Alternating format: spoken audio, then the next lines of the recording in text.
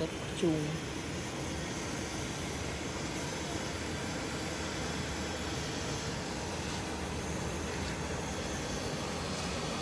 mấy con hàng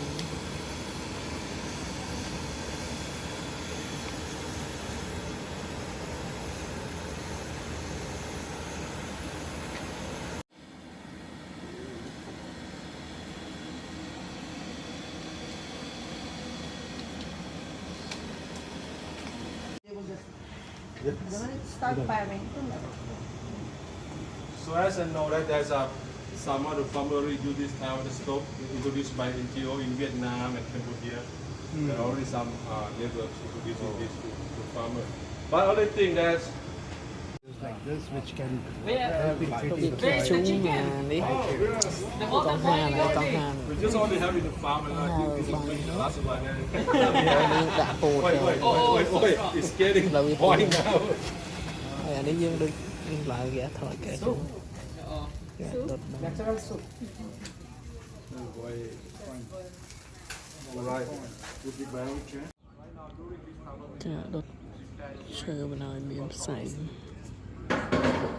Okay, so there's air coming in at the top and the bottom. This is not oxygen free, but this is really protecting a lot of the material from đột bắt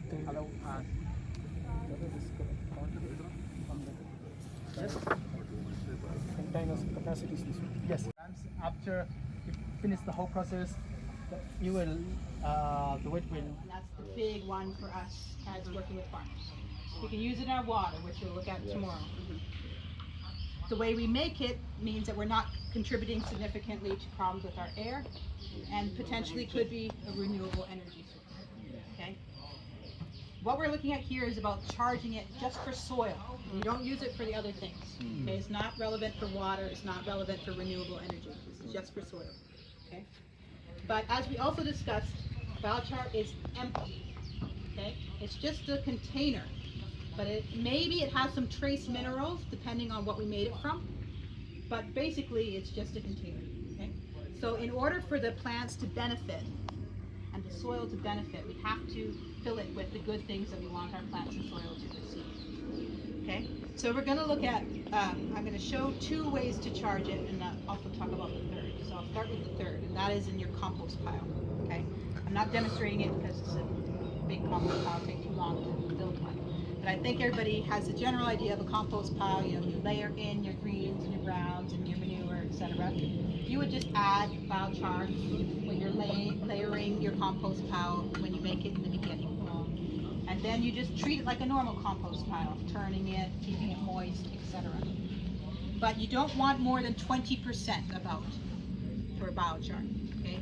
Otherwise, there's too much biochar, not enough nutritional value in the compost pile. Okay, because biochar is just holding; it doesn't add any nutrient. So about 20% of the compost pile. Do your composting system. When the compost is ready, the biochar also is ready. It's had time to absorb water. More rules about how you're supposed to process human waste. So you may have to make sure you follow those so that you're not spreading disease. But technically, it would have the same effect. Now we want to use a fresh manure source rather than a dry manure source. And that is in the drying process, when the manure is drying, some of that nutrient value is being lost to the air.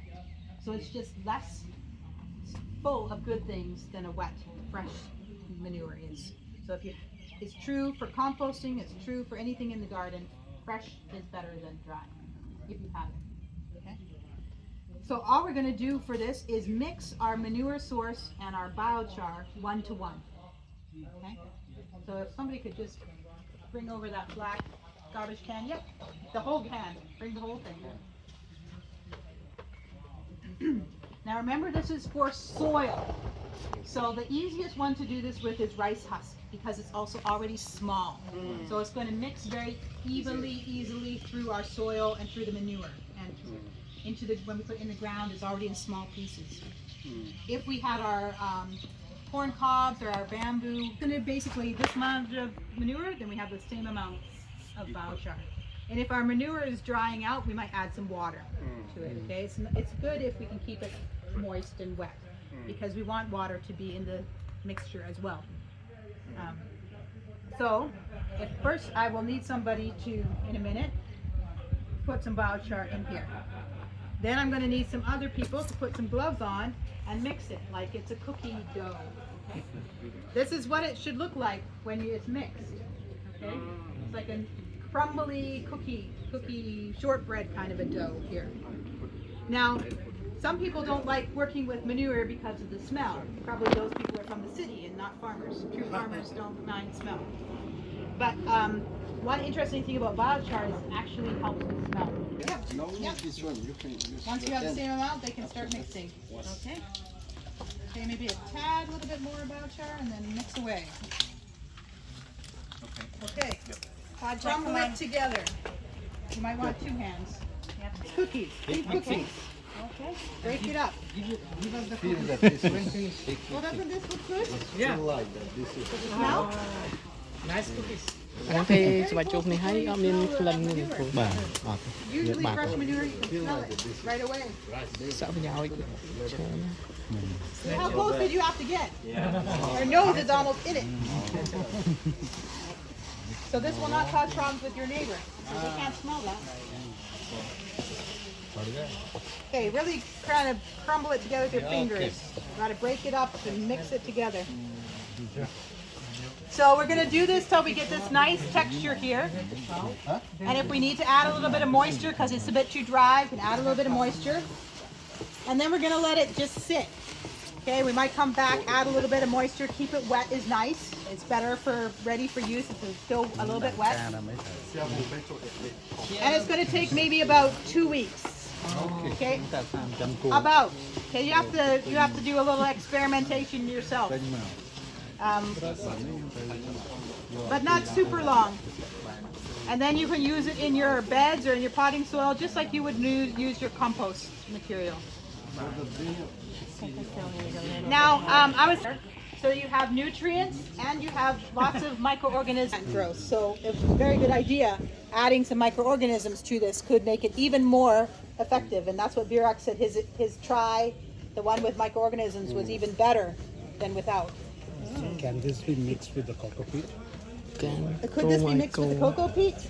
Afterwards, sure, មាន but ក្លិន the ទៅហើយ cocoa ជា peat won't give it ពេល nutrients. ពេលយើងស្វាយចូល So you have to mix it with បន្ទាប់មកវាលែងមានក្លិន urine, manure, or compost.